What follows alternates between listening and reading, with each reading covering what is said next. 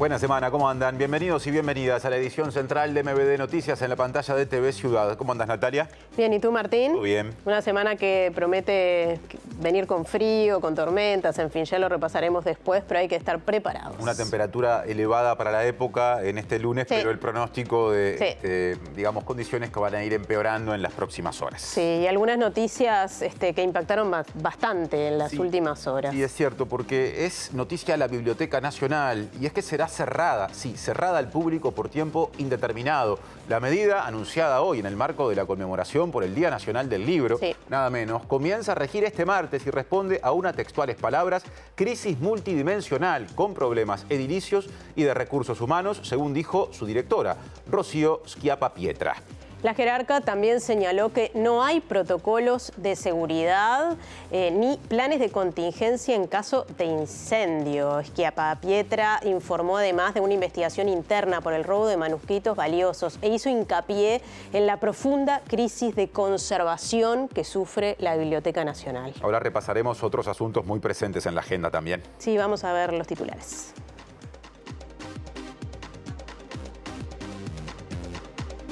El ministro de Economía y Finanzas, Gabriel Odone, llamó a revisar el criterio de compra de tierras de colonización y anunció que en los consejos de salarios se podrían desindexar los sueldos altos. Los diputados Gabriel Otero y Pablo Intamuzú del Frente Amplio enviaron una solicitud a la Institución Nacional de Derechos Humanos y Defensoría del Pueblo por la denuncia realizada por el colectivo Encuentro de Periodistas sobre presiones para que no se publicara una noticia vinculada a un posible atentado contra el empresario Francisco de Posadas. El senador Luis Alberto Heber presentó su candidatura a la presidencia del directorio del Partido Nacional. Heber dijo que está dispuesto a renunciar a su banca en el Senado y no participar de cargos electivos en las próximas elecciones. Uruguay respaldó la creación de una coordinación internacional bajo liderazgo de la Organización Mundial de la Salud para evitar o frenar eventuales nuevas pandemias. Hoy comenzó la Feria Internacional del Libro Infantil y Juvenil de Montevideo, cuya 23ª edición se extenderá hasta el 8 de junio. Cada día el atrio y el entrepiso de la Intendencia de Montevideo recibirán diversas actividades gratuitas. Con el lema Inclusividad y Sostenibilidad, comenzó hoy en Malasia la cumbre de la Asociación de Naciones del Sudeste Asiático. Bueno, ya saben que pueden vernos en vivo en todos sus dispositivos a través de YouTube y de tvciudad.uy, y también nos pueden escuchar a través de Uniradio 107.7 FM o uniradio.edu.uy. Salimos del estudio, Martín. Es tiempo de tener adelantos desde móviles. El intendente electo de Montevideo empieza a encarar una agenda hacia su asunción. Aparece Diego Martini para decirnos algo más. ¿Cómo andas, Diego?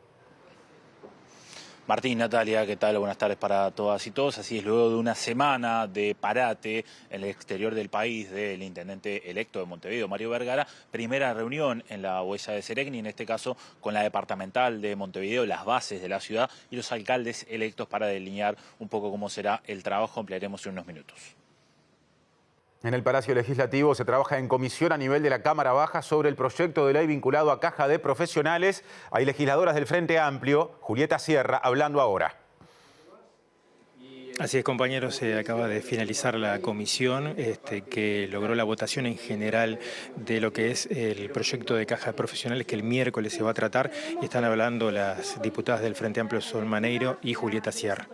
A la altura de la situación en la que hoy en día está la caja, por eso apostamos a que se va a llegar a un consenso, se va a llegar a una solución en el Senado, y después cuando vuelva a la tercera Cámara de nuevos diputados vamos a llegar a tener un proyecto que evite que la caja de profesionales quiebre. ¿Cuál es la explicación del Frente Amplio, de una forma, los cuestionamientos que hizo la oposición de que se terminan votando hoy más aporte de los activos, los aportes de los jubilados, que en realidad fueron cuestionados por la oposición? En realidad tenemos una situación financiera de la caja que no es la misma que estaba en el 2023, eso para empezar. El punto de partida es otro, tenemos un mes para resolver este problema y que a partir de julio los jubilados puedan cobrar sus haberes en la caja de profesionales. Por eso la propuesta, y en realidad no entendemos mucho por qué una propuesta que también fue del oficialismo en su momento en el 2023, ahora no la quieren acompañar. Además hay otros factores. Por primera vez Rentas Generales se compromete a hacer un aporte para salvar la caja a lo largo del tiempo. También el ajuste de los timbres en el índice medio salario. La propuesta inicial del Poder Ejecutivo era un promedio entre el índice de precio del consumo y el índice medio de salario. Ahora tomamos la postura de la oposición y en realidad generamos que el ajuste fuera por índice medio de salario, cuando en realidad anteriormente en otros proyectos ni siquiera estaba contemplado ese cambio en el ajuste. Así que yo creo que en toda negociación hay que ceder en algunas cosas, pero también hay cosas en las cuales hay que generar consensos y hay que apostar a la responsabilidad de todo el sistema político para solucionar este problema. Diputada, estamos en vivo para TV Ciudad. Le pido un resumen de lo que fue la comisión, donde el proyecto, que tiene 19 artículos, se votó en materia general, pero sí hubo discrepancias de la oposición con respecto a algunos articulados, principalmente vinculados a la financiación, ¿no? Sí, en realidad hoy votamos en general el proyecto, se votó por unanimidad y en realidad las diferencias mayores están en el sistema de financiamiento de la Caja. Nosotros, como Frente Amplio, consideramos de que todos tenemos que poner un poco para solucionar el problema financiero que tiene la Caja. Tienen que poner un poco los activos, que es el aumento en los aportes, tienen que poner un poco los pasivos profesionales, ¿no? Siempre hablando de los pasivos profesionales, y también rentas generales, y la sociedad también va a poner un poco con esto del ajuste por el índice medio de salario de los timbres. Consideramos que no es justo cargar al Estado y a la ciudadanía con todo el peso de la financiación de la Caja de Profesionales, y nos parece que esto es una solución equilibrada. Le pregunto a la diputada Julieta Sierra a propósito de ese señalamiento desde la oposición, que entiende que esto es un impuesto y que de hecho van a tratar de alguna forma bloquear lo que es, o por lo menos tratar de que no salga de esa forma. Esperemos que no sea así. El Frente Amplio hoy presentó en comisión una escala diferente a la que originalmente tenía el Poder Ejecutivo respecto a la contribución pecuniaria de los pasivos, es decir, al aporte que realizarán los pasivos, contemplando justamente las delegaciones y la negociación con la oposición para que la contribución sea menor. Aún así, no fue acompañada. Entendemos que como planteaba recién Sol, acá hay una cuestión hasta de solidaridad intergeneracional, hay una cuestión de que es una situación muy crítica. Además, la contribución de los pasivos es gradual. Quienes tienen las jubilaciones más bajas a través de la Caja de Profesionales no se le va a aumentar nada, y después va gradualmente 2, 7, 11%. Entonces, creemos que es un proyecto justo frente a tanta injusticia. Bien, seguramente volvamos con este asunto. Agradecemos a Martín y equipo. Les contamos en otro adelanto que Humberto, del colectivo Ni Todo Está Perdido, NITEP, dijo que hay que esperar la puesta en marcha de las medidas anunciadas por el Ministerio de Desarrollo Social para atender a las personas en situación de calle, mientras que Carla Lima, de la División de Coordinación de Programas para Personas Sin Hogar, dijo hoy que el 20% de los refugios relevados tenía hacinamiento. El refugio hay que deshacinarlo, hay que generar espacios. La persona necesita su espacio, no necesita solamente esa cama donde dormir. Es como muy difícil pensar en que las cosas van a cambiar de la noche a la mañana después de todo el daño progresivo que hubo durante más de 5 años. Ahora retomamos el anuncio de portada o el tema de portada. Llama la atención, pero durante la conmemoración del Día Nacional del Libro, la directora de la Biblioteca Nacional, nada menos, hablamos en este caso de Rocío Schiappa-Pietra, anunció el cierre por tiempo indeterminado justamente de esa institución en términos de atención al público. A partir de este martes 27, la biblioteca no brindará acceso al público hasta que haya seguridad para recibirlo y se tenga un plan claro para encauzar su funcionamiento. El Día Nacional del Libro recuerda la fundación de la primera biblioteca pública un 26 de mayo de 1816. La nueva directora de la institución, Rocío Schiappa-Pietra, anunció su cierre hasta que estén dadas las condiciones para garantizar la seguridad del público. En conferencia de prensa aseguró que tomaron la decisión política de informar en este día sobre la grave crisis que atraviesa la biblioteca. Denunció una falta extrema de recursos humanos con funcionarios y funcionarias que realizan el trabajo de 3 o 4 y que eso, a su vez, se traduce en caos organizacional y un alto nivel de conflictos internos. Otra crisis que señaló es la edilicia, con graves problemas en la infraestructura y falta de espacio. Este predio se adquirió hace 99 años y de alguna manera tiene problemas sanitarios graves. porque se tomó la decisión de dejar de contratar empresas que realicen tratamientos contra las ratas y los hongos, y eso lo que generó es que tenemos depósitos de diarios donde hay ejemplares de prensa únicos para el país que tienen hongos y que se están deteriorando. A mí, la verdad es que no, veo las caras de las personas y no me gusta nada ser la portavoz de esta noticia, pero es una situación muy grave, ¿sí? Y que es una situación a la que nosotros llegamos porque la preocupación es nuestra y es también de los funcionarios. La directora también señaló que no hay protocolos de seguridad ni planes de contingencia en caso de incendio. Y hay salidas de emergencia que están obstruidas por papel, ¿sí? Ustedes recuerden que esta biblioteca no solo tiene este piso, sino que tiene algunos pisos arriba y tiene 2 pisos abajo. Y tenemos personas que están trabajando en el área de los depósitos que para poder, en caso de incendio o alguna eventualidad, pretenden salir.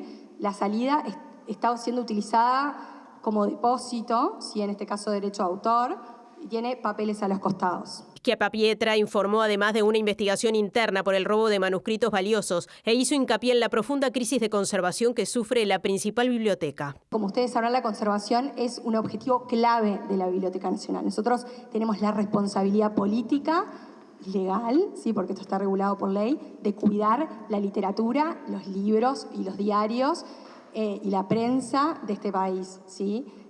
Y lamentablemente, por las condiciones que yo le estoy explicitando, eso hoy en día lo estamos haciendo, pero de manera con muchos obstáculos y se vuelve muy dificultoso. Presenta Antel con su plan fibra entretenimiento estándar que incluye Disney+. Bien, y volvemos al Palacio Legislativo. Otras voces, en este caso del Partido Colorado, Martín Duarte, con respecto a este análisis del proyecto para la Caja de Profesionales. Así es, recién escuchábamos a las diputadas del Frente Amplio de esta comisión donde se votó favorablemente en líneas generales este proyecto que ahora el miércoles desde las 10 de la mañana se tratará en el plenario de la Cámara de Diputados. Desde la oposición se discrepa con algunos de los artículos. Estamos aquí en vivo, le agradecemos estos minutos al diputado Conrado Rodríguez del Partido Colorado para tener un balance de lo que dejó esta sesión de la comisión que trató especialmente estos 19 artículos. En líneas generales, tanto el Partido Nacional como el Partido Colorado brindaron su voto para aprobarlo, no así en materia de algunos articulados vinculados a la financiación justamente del proyecto. Bueno, nosotros entendimos de que teníamos que acompañar el proyecto de ley en lo general para habilitar su discusión luego en el plenario de la Cámara, que esto va a ocurrir el próximo miércoles. Entendíamos de que teníamos que dotarle de una viabilidad a la caja, una sustentabilidad a la caja. Si no acompañábamos, de alguna manera, no estamos acompañando una salida para la caja, pero esto no implica que nosotros estemos de acuerdo con el contenido del proyecto de ley. El contenido, a nuestro juicio, es muy gravoso, tanto para los activos como para los pasivos. Es mucho más gravoso que el proyecto de ley express del gobierno de la coalición del año 2023, en los cuales hay un montón de normas que primero generan contradicciones a lo que ha sido los postulados del propio Frente Amplio. Mucho ha hablado de que la edad jubilatoria mínima se tiene que pasar nuevamente a los 60 años. Bueno, en este proyecto de ley lo que se establece son 65 años y en realidad con una transición mucho menor a lo que es el régimen general. O sea que aquellos que tienen casi 60 años, de alguna manera se les va a mover las reglas de juego y se van a tener que terminar jubilando con 65 años. Más allá de estas contradicciones, lo que sí a nosotros nos pesa es que el financiamiento que le da el Frente Amplio a la salida de la caja es un financiamiento que a nuestro juicio va a generar consecuencias negativas, ¿no? Porque subir la tasa de aporte de los activos del 18,5% al 22,5%, lo único que va a generar es la expulsión de los profesionales. Muchos profesionales van a hacer declaración de no ejercicio, muchos profesionales van a irse a una categoría más baja y por lo tanto van a aportar menos de lo que vienen haciéndolo en la actualidad. Así que la propuesta que hizo finalmente el Frente Amplio sobre el financiamiento es donde ahí no tenemos acuerdo. Nosotros entendíamos de que el impuesto de los jubilados se podía sustituir perfectamente con la posibilidad del endeudamiento de la propia caja. Este es un instrumento que el propio Poder Ejecutivo vino a comisión hace unos pocos días y nos dijo que entendía de que era posible ponerlo en la ley. Entonces, había un financiamiento por parte de endeudamiento, había un financiamiento por parte de las transferencias que tiene que hacer el Estado y había un posible financiamiento a través de los ajustes de los timbres. Bueno, el Frente Amplio entendió de que el financiamiento tenía que ser otro y que básicamente tenía que recaer sobre jubilados y activos. Quiero consultarle, Conrado, a propósito de una conferencia de prensa que se brindó en la jornada de hoy en el Comité Ejecutivo del Partido Colorado por el senador Andrés Ojea, también participó el diputado Felipe Schipani, donde en esa conferencia se declaró que se iba, de alguna forma, la oposición iba a tratar de bloquear este proyecto. Finalmente no fue lo que pasó en esta comisión, que se habilitó de alguna forma en general la discusión en el plenario. ¿Qué lectura o qué valoración hizo de esas declaraciones, en particular del organismo del Partido Colorado como tal, pero que en definitiva hay una discrepancia de cómo se terminó actuando por parte de los diputados después? A nosotros nos llamó poderosamente la atención. Nosotros tenemos algunos años aquí trabajando en el Parlamento Nacional como diputados y en realidad no vimos ninguna instancia que sucediera esto.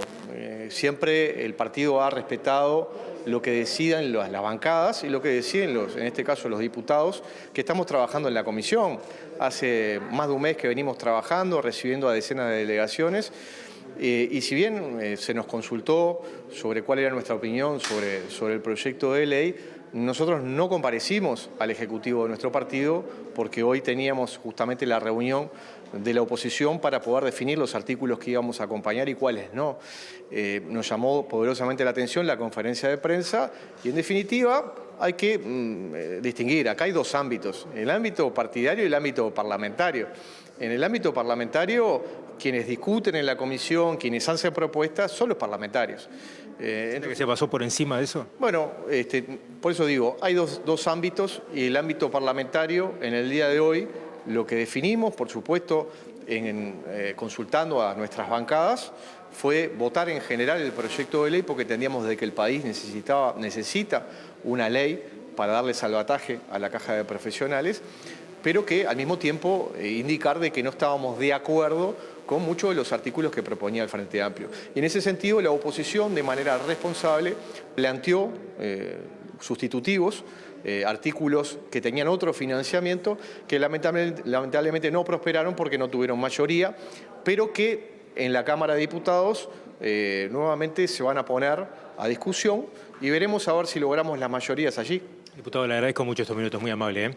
Diputado Conrado Rodríguez, refiriéndose justamente a lo que sucedió hace minutos aquí en la comisión, recordarles que el tratamiento continúa el próximo miércoles desde las 10 de la mañana en el plenario de diputados y como decía, bueno, puede haber obviamente sustitutivos y se estará votando. Bien, muchas gracias Martín y equipo, seguiremos el tema, por supuesto. Sí. Ahora pasamos a otro, también de índole económico, porque el ministro de Economía y Finanzas, Gabriel Odone, llamó a revisar el criterio de compras de las tierras de colonización y anunció que en los consejos de salario se podría proponer o plantear desindexar los sueldos altos. Habló de esos temas entrevistado en La Diaria Radio, donde también dijo, por un lado, que el Frente Amplio debió votar a favor del proyecto de ley vinculado a la caja de profesionales presentado en su momento por el gobierno anterior, pero también dijo que la calidad de la información recibida en la transición de parte del gobierno anterior no fue buena. Muchas de estas cosas las fuimos conociendo una vez que asumimos, porque como nosotros en su momento lo informamos, la transición no fue todo lo transparente que hubiera podido ser. A mí me hubiera gustado conocer estas macromagnitudes más en diciembre, cuando la transición empezó. De esa forma, Odone aludió a las deudas por $900 millones originadas en el quinquenio pasado, de las cuales la del Ferrocarril Central y la de ACE son las mayores. Además, el ministro de Economía y Finanzas expresó que se debería repensar el funcionamiento del Instituto Nacional de Colonización. Del Ministerio de Economía y Finanzas creemos que hay oportunidades para revisar hacia adelante las políticas de compra de tierra en Uruguay, porque la propia controversia que está sobre la mesa sugiere que hay cosas para mejorar. ¿Por ejemplo? Bueno, entre otras cosas, qué tierras, cuándo, en qué momentos, con qué objeto. Con respecto a la próxima ronda de negociación colectiva que se iniciará en el segundo semestre, Odone dijo que hay un acercamiento con el ministro de Trabajo y Seguridad Social, Juan Castillo, para que las pautas contemplen desindexar los salarios más altos, pero mantener indexados los más bajos, de manera de que la inflación evolucione a la baja. A los salarios de altos niveles, los mecanismos de actualización de precios van a presentar diferencias con los salarios de bajos niveles. ¿Dónde está la vara que separa los salarios de altos niveles, usando sus palabras, de los de abajo? Esa es una buena discusión. Cuando presentemos las pautas nominales en los próximos días, va a quedar claro cuál es el nivel en el que nosotros hemos puesto esa diferencia. Ahora otro ministro, Carlos Negro, el ministro del Interior, que dijo que hay aspectos del Ministerio de Justicia, tal cual funciona en Reino Unido, que podrían ser aplicados en Uruguay si es que se cumple con la propuesta programática del Frente Amplio de crear efectivamente un ministerio con esas características. Y Negro restó importancia a las críticas por este viaje que realizó el ex ministro del Interior, Nicolás Martinelli. Las palabras del exministro corren por cuenta de él. Él, cuando fue ministro, habrá entendido necesario hacer uno de los tantos viajes que hizo. Nosotros creemos que este viaje era particularmente importante porque trataba fundamentalmente de dos aspectos que para nosotros son prioritarios, como es para el gobierno son prioritarios, como es la creación del Ministerio de Justicia y la preocupación por el auge de la cibercriminalidad. Entonces queríamos ver un modelo como el modelo del Reino Unido, que en ambas cuestiones hace punta verdaderamente, y todos sabemos lo que significa en materia de desarrollo jurídico el Reino Unido, ¿no? Es un espejo donde vale la pena mirarse. El ministro enfatizó que todas las acciones que puedan implementarse para mejorar la seguridad pública en general pasan por la incorporación de tecnología y adelantó que se está trabajando para concretar este objetivo en el próximo presupuesto quinquenal. Bueno, hay diversos sistemas tecnológicos para acceder al control y a la vigilancia. Tenemos sistemas de cámaras, pero no son los únicos. Tenemos también LPR, que significa la lectura de las matrículas de los vehículos. También estamos trabajando en un sistema de control de celular, matrícula, con un tag que pueda ser leído por la cámara, y la cámara biométrica, es decir, el rostro de la persona que va en el vehículo. Todos estos sistemas, también unidos a un sistema de arcos perimetral que controle la población que ingresa y que sale de Montevideo, entre otras. Estamos hablando de tótems para vigilancia de lugares públicos, estamos hablando de tótems más pequeños también para recibir denuncias sin necesidad de funcionarios policiales, para que sea autogestionable. Estamos trabajando en todo ese tipo de incorporación de tecnología. Bien, otro asunto. Los diputados Gabriel Otero y Pablo Intamuzú del Frente Amplio solicitaron la intervención de la Institución Nacional de Derechos Humanos y Defensoría del Pueblo ante la denuncia realizada por el colectivo Encuentro de Periodistas sobre presiones para evitar una publicación de una noticia vinculada a un posible atentado contra el empresario Francisco de Posadas. La solicitud de los dos diputados fue elevada al presidente de la Cámara de Representantes, el diputado Frente Amplista, Sebastián Baldomir. Le solicitamos al presidente de Cámara, a través del artículo 155 del Estatuto de la Cámara de Representantes, que esta nota llegue a la Institución de Derechos Humanos, preocupados por lo que es público, por el comunicado de los periodistas, donde se denotan por lo menos dos cuestiones que nos gustaría saber por qué se dieron. La primera es cubrir la nota y después bajarla. Queremos saber cómo se llegó, si fue efectivamente por presiones por parte de una de las partes, o fue una decisión de la empresa de bajar la nota, que eso ya de por sí nos parece grave. Y por otro lado, ver que es una noticia que es de interés público, claramente, y también lo dice el comunicado.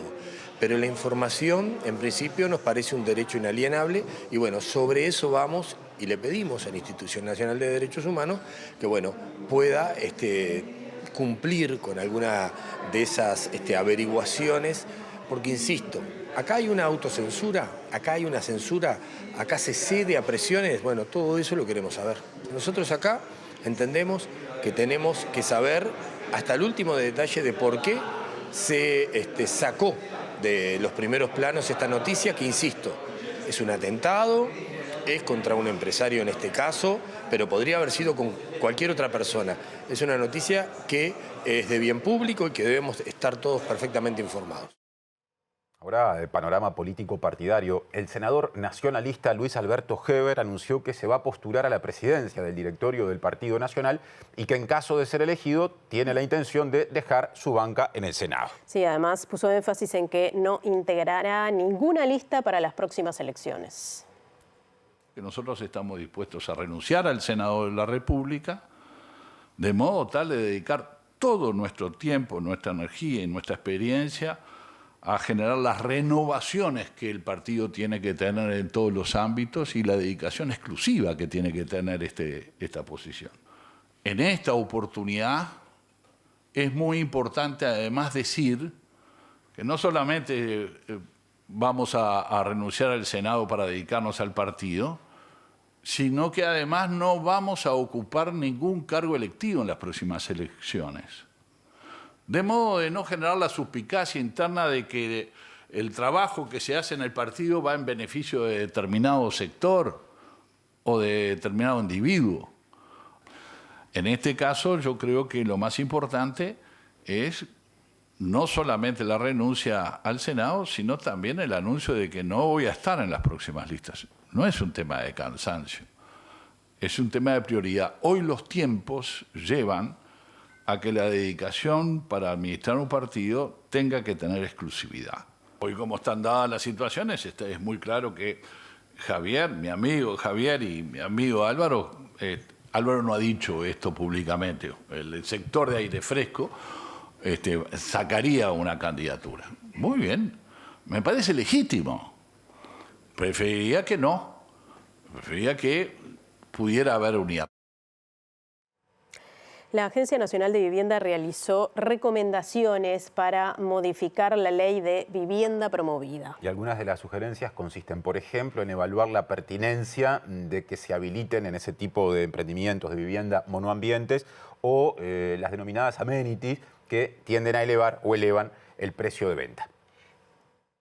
Las sugerencias de la Agencia Nacional de Vivienda apuntan a mejorar la eficiencia de la Ley 18.795, que busca incidir en el acceso a la vivienda de calidad para los sectores de ingresos medios y bajos y promover la construcción en zonas intermedias de la ciudad, donde el privado por sí solo no invertiría, sostiene un informe que publicó el organismo en el marco de la Comisión Asesora de Vivienda. Mejorar el costo y precio de venta para que la vivienda no esté dirigida a un público de altos ingresos es uno de los destaques de la agencia, que pretende que se revise la incorporación de aspectos como el costo del terreno. La agencia recomienda evaluar la pertinencia de amenities o comodidades extra que impactan en el precio final, como por ejemplo las piscinas en proyectos de más de 20 viviendas. También considera que debería evaluarse en qué medida se desea exonerar impuestos para monoambientes y viviendas de un dormitorio, ya que son tipologías muy demandadas para volcar a la vivienda de alquiler, uno de los destinos contemplados por la ley. El organismo advierte sobre la superposición de exoneraciones fiscales, la ley de inversiones y la ley de vivienda promovida. Si bien en un principio se pensaban mecanismos excluyentes, la práctica ha demostrado que hay proyectos que utilizan ambos mecanismos, sostiene el documento. Entre los aspectos que la agencia destaca como positivos se cuenta la direccionalidad de recursos a las zonas de interés de la normativa. Además, se entiende que en general el producto arquitectónico es adecuado, estableciendo estándares mínimos para la habitabilidad y durabilidad de las viviendas. Otro asunto, Uruguay respaldó la creación de una coordinación internacional liderada por la Organización Mundial de la Salud, la OMS, para evitar o frenar eventuales nuevas pandemias. La decisión se tomó en el marco de la 78ª Asamblea Anual de la organización, celebrada en Suiza, en la que participó la ministra de Salud Pública, Cristina Lustenberg. Se discutieron temas que tienen que ver con enfermedades que suceden en el mundo, cómo prepararse ante una pandemia que pueda resurgir de forma coordinada, pero sobre todo se pusieron temas vinculados a la salud mental, temas que tienen que ver con las enfermedades no transmisibles, temas que tienen que ver con medidas de política pública en salud, de protección y de avance hacia los niños, niñas y adolescentes. Con la doctora doctora Nosar trabajamos mucho viendo experiencias de otros países con respecto a la Agencia Regulatoria de Medicamentos que nuestro país va a discutir en el próximo presupuesto nacional, porque es un salto cualitativo muy importante para el Uruguay. Así que fue una experiencia muy rica en el cual intercambiamos experiencias en otros lugares del mundo en pos de mejorar siempre. El Uruguay tiene que pensar hacia adelante. Se inauguró la 23ª edición de la Feria Infantil y Juvenil del Libro en el hall de la Intendencia de Montevideo. Se desarrolla bajo el lema Todo el mundo rima y cuenta con actividades y talleres para niños, niñas y adolescentes. Además, estará abierta hasta el 8 de junio. Estamos con mucha expectativa, tenemos en la grilla más de 120 actividades. Recordamos que todas con entrada libre y gratuita, así que nada, esperando que empiece el movimiento. Los protagonistas de la feria son nuestros autores nacionales. Vamos a tener la presencia de Roy Berocay, Susana Olaondo, Verónica Lecomte, Virginia Brown, entre muchos otros. Pero además tenemos un montón de actividades que están inspiradas en el eslogan de la feria, que este año es Todo el mundo rima. Y bueno, en ese paraguas, digamos, incluimos un montón de actividades que permiten el juego con la palabra, nuevas formas de narrar con fotografía, textos, poesía, durante toda la jornada. Tenemos por ejemplo, vamos a tener una batalla de dibujo. Eso va a estar súper interesante. Un día enfocado en actividades del mundo friki, los fines de semana de juegos de mesa también. Son actividades que no necesariamente son del palo duro, digamos, de la literatura, pero sí nos permite dar una variedad también al paseo que es la visita a la Feria del Libro. En esta edición lo que resolvimos fue darle el protagonismo que merece a la literatura infantil y juvenil. Vamos a estar premiando en 4 categorías: literatura infantil, literatura juvenil, libro álbum y divulgación, y después los tradicionales premios a la trayectoria y revelación.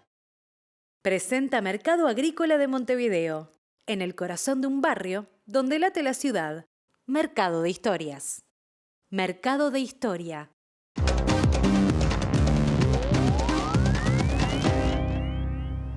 Bien, empezamos por Europa. En Liverpool, Inglaterra, un hombre atropelló con su auto a hinchas del club de fútbol Liverpool que estaban festejando el campeonato del equipo en la Premier League. A continuación compartiremos, entre otras cosas, imágenes de lo que pasó, bastante explícitas. Nos parece adecuado advertirlo porque quizás no todos ni todas ustedes quieran ver justamente esas imágenes del ataque que generó como consecuencia la detención del conductor y además heridas a múltiples personas víctimas de lo ocurrido.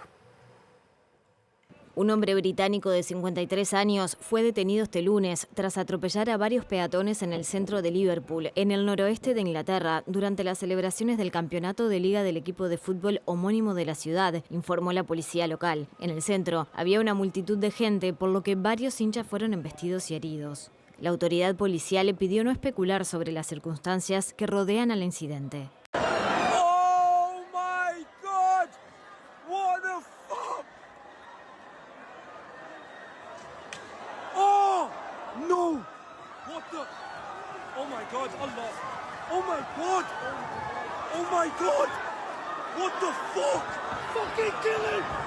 El primer ministro Keir Starmer emitió un comunicado expresando condolencia con las personas heridas y afectadas y solicitando dar tiempo a la policía para investigar el hecho.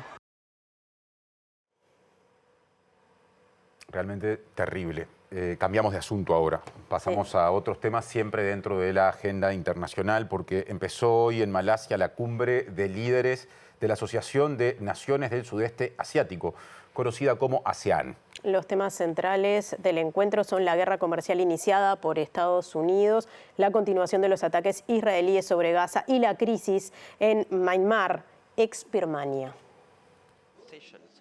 La Asociación de Naciones del Sudeste Asiático, ASEAN, inició su reunión este lunes en Kuala Lumpur con énfasis en la discusión sobre la guerra comercial iniciada por Estados Unidos, la continuidad de los ataques israelíes sobre Gaza y la crisis en Myanmar. El ministro de Exteriores malayo, Datuk Seri Mohamed Hassan, adelantó los ejes de intercambio al término de la reunión entre cancilleres de la región, celebrada este domingo en paralelo a las llegadas al país de algunos de los mandatarios que participan desde hoy en encuentros bilaterales. A su juicio, la ASEAN debe asumir un papel activo para afrontar las turbulencias de los próximos años y proteger mejor la región en la que viven cerca de 700 millones de personas y en la que se proyecta que el Producto Interior Bruto colectivo crezca un 4,7% este año en comparación con el 4,2% de 2024. La cumbre de este año incluye por primera vez un espacio trilateral en la que la ASEAN conversará sobre seguridad con China y el Consejo de Cooperación del Golfo, conformado por Bahrein, Kuwait, Omán, Qatar, Arabia Saudita y los Emiratos Árabes Unidos.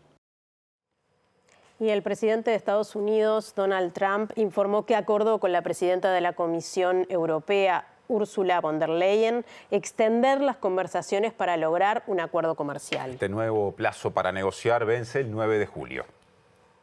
Me preguntó si podíamos trasladar la fecha límite para el acuerdo del 1 de junio al 9 de julio. Acepté y según ella mantendremos reuniones con rapidez para ver si podemos llegar a una solución, explicó Trump durante una comparecencia ante los medios al llegar a la Casa Blanca. La conversación mantenida este domingo con von der Leyen, que Trump calificó de buena, se produce 2 días después de que este último amenazara con imponer a las importaciones de la Unión Europea un gravamen del 50% debido a que considera que no están yendo a ninguna parte las conversaciones activadas desde que el presidente estadounidense impuso en abril una tregua de 90 días a la aplicación de sus llamados aranceles recíprocos. Antes de que amenazara con imponer a partir de la semana próxima un impuesto aduanero del 50%, Trump había fijado el 9 de julio como fecha para mantener la pausa del arancel recíproco que le impuso a la Unión Europea, que pasaría de pagar el 10% de aranceles que abona actualmente a un 20% una vez rebasada esa fecha. Presentó Mercado Agrícola de Montevideo, en el corazón de un barrio donde late la ciudad. Mercado de Historias. Mercado de Historia. Cambiando de asunto, les contamos que el cantautor, artista argentino León Gieco está de visita en Uruguay. De hecho, en un rato estará en Lado B, entrevistado aquí en los estudios de TV Ciudad. Y más temprano visitó la cárcel de mujeres, la unidad penitenciaria número 5, y brindó allí un recital para las privadas de libertad. Esta es una experiencia que el artista argentino desarrolla en distintos centros penitenciarios que busca humanizar a las personas privadas de libertad. Yo amo este país y además en este momento me siento más cómodo acá. ¿Más cómodo acá que en su propio país? Sí, me siento más cómodo haciendo cosas acá, como por ejemplo esta. Es más fácil conseguir todo, pueden entrar las cámaras a filmar, podemos tener más contacto con el exterior, que es lo que buscamos, que esto tenga contacto con el exterior, ya que la gente está privada de libertad, hacer un contacto con el exterior. Y además, porque yo creo que la música humaniza, de alguna forma no, humaniza. Y bueno, estamos humanizando, en este momento estamos humanizando, pero no soy el único. Ustedes que están acá también están humanizando porque están interesados en saber qué pasó. Y la gente que vino al recital, las chicas que vinieron al recital también humanizaron mucho. Había chicas ahí adelante que lloraban, chicas que tengo que mandarle armónicas, porque me dice, yo toco armónica, bueno, yo les voy a mandar una armónica. Entonces todo eso es humanizar el lugar. La experiencia que nos dejó este evento para nosotras es muy importante, brindarnos la esperanza, la alegría, un momento de alegría para nosotras acá en el establecimiento. Es como la puerta abierta a la esperanza de poder nuevamente reinsertarnos a la sociedad, hacer posible estos eventos dentro de un establecimiento con un artista como es León Gieco. Sí, que es muy solidario, una persona que te alimenta el corazón con sus letras, te llenan de fundamento. La verdad que a nosotros nos enorgullece muchísimo. Les contamos que a partir de julio la vacuna contra el meningococo se incluirá en el certificado esquema de vacunación para menores de 2 años y también para adolescentes de entre 11 y 12 años, según anunció esta mañana la ministra de Salud Pública, Cristina Lustberg. Lustberg asegura que de esta forma se elimina una inequidad existente, ya que las familias con recursos económicos podían pagar esta vacuna, pero las menores ingresos no accedían porque no estaba incorporada al sistema como obligatoria y gratuita. El Ministerio de Salud Pública, en conjunto con el Ministerio de Economía y Finanzas, ha tomado la decisión político-institucional de incorporar 2 vacunas, lo cual revierte una gran inequidad histórica que teníamos entre quienes podían pagar y quienes no pueden pagar. Para nosotros, la vacuna antimeningocóxica, que la vamos a dar a partir de julio de este año, está indicada 2 vacunas para los menores de 2 años y una dosis única a los adolescentes entre 11 y 12 años. Para los menores de 2 años es la aplicación de una vacuna conjugada, cuadrivalente, en una dosis única, y la aplicación de la vacuna recombinante para el serogrupo B se da en un esquema de 3 dosis. Y vuelvo a destacar esto porque es una vacuna que hace muchos años se viene recomendando por parte de la Sociedad Uruguaya de Pediatría, el Comité de Infectología. Eso se incorpora a las 18 enfermedades que hoy tenemos inmunoprevenibles, va a ser gratuita en todo para los niños y niñas menores de 2 años y adolescentes entre 11 y 12 años. El presidente de la República, Yamandu Orsi, convocó a una reunión de alto nivel con participación de varios ministerios con el objetivo de iniciar un trabajo coordinado en el área social. Y el ministro de Desarrollo Social, Gonzalo Sibila, dijo que esta coordinación abarcará los siguientes temas. Por un lado, pobreza infantil, por otro, situación de calle o personas en situación de calle, y también la problemática de la violencia en barrios en los que en ocasiones hay incidencia del crimen organizado. Sibila adelantó que el aumento del monto económico de la tarjeta Uruguay Social y del bono crianza estará presente en la conformación del próximo presupuesto y será anunciado cuando sea una medida concreta. Hay un gran tema que es una prioridad programática del gobierno que asumió, que además es compartido por muchos actores políticos y sociales, que es el tema de la pobreza infantil.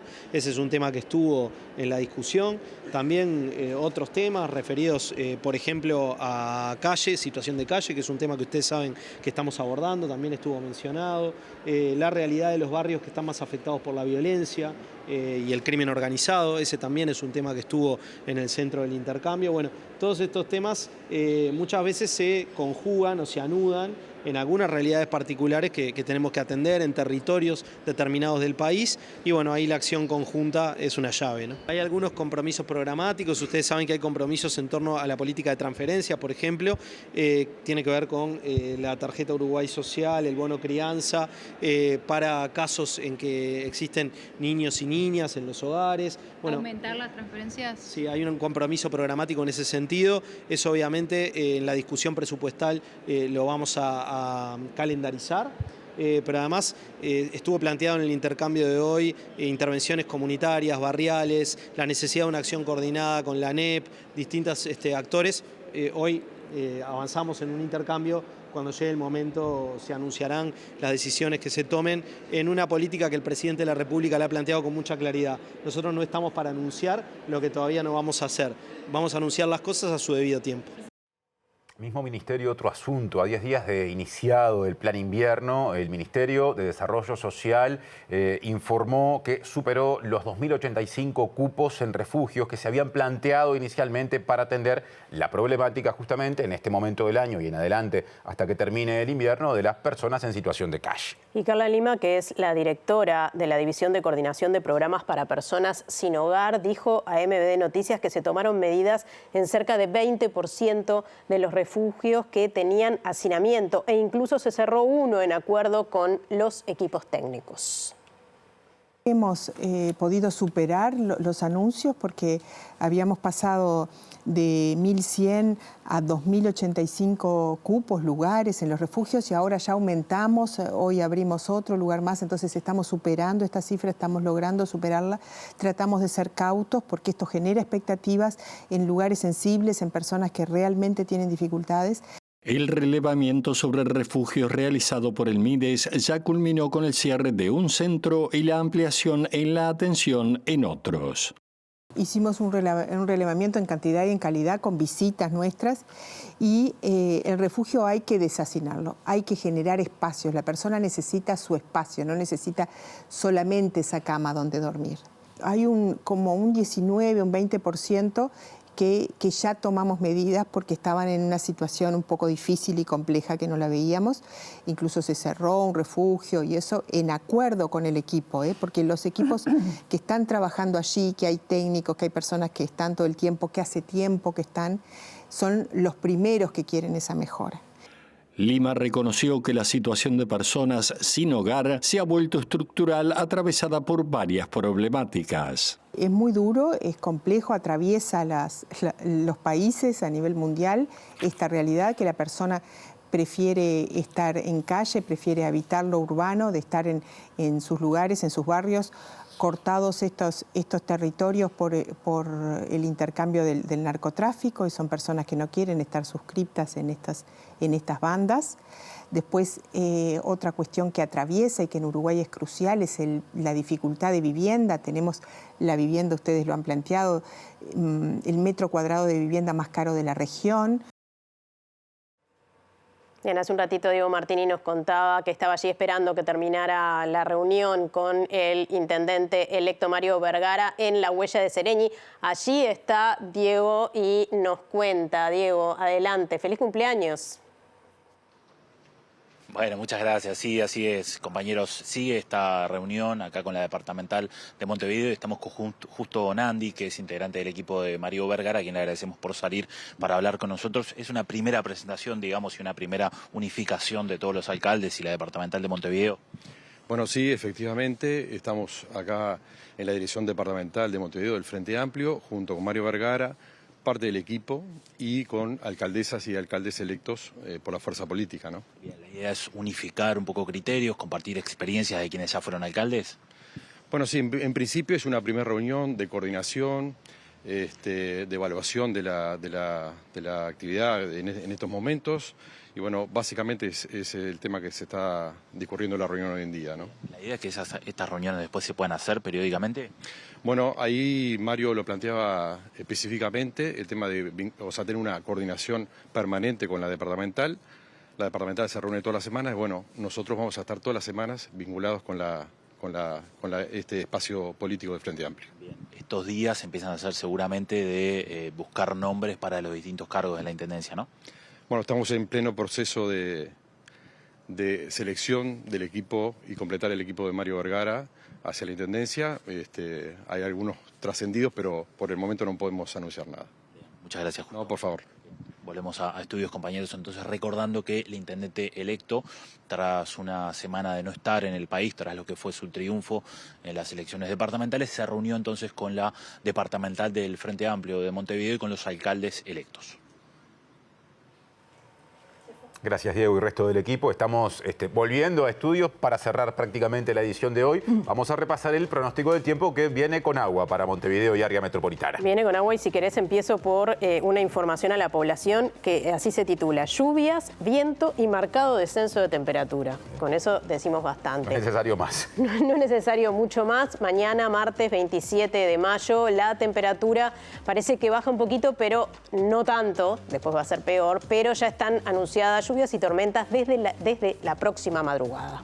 Pasamos ahora al pronóstico del día miércoles 28 de mayo, pasado mañana, que dice lo siguiente: en Montevideo y área metropolitana, nuboso y cubierto por la mañana con precipitaciones aisladas, también ventoso, y por la tarde y la noche nuboso y cubierto. Temperaturas extremas para el miércoles, mínima 8 grados, máxima 13, o sea que se confirma ese descenso de temperatura que anunció recién Natalia. Bueno, bien, nosotros nos estamos yendo, ya viene el lado B. Bueno, ya les contamos que va a estar León Gieco, así que los invitamos a quedarse y escucharlo. Y luego a ver en síntesis el resumen de noticias de MBD Noticias. Claro, que volverá mañana con su primera edición a las 8, luego a las 13 el segundo turno informativo estará al aire y con Natalia estaremos como siempre a las 18:55. Hasta entonces. Gracias por estar.